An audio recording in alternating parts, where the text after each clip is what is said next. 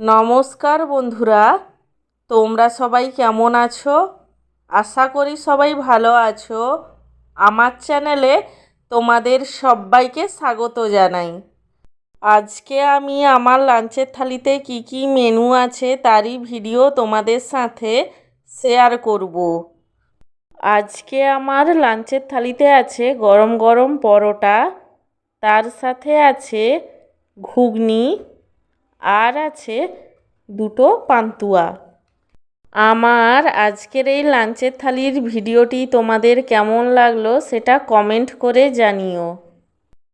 আর ভিডিওটিকে লাইক এবং চ্যানেলটিকে সাবস্ক্রাইব করতে একদমই ভুলো না।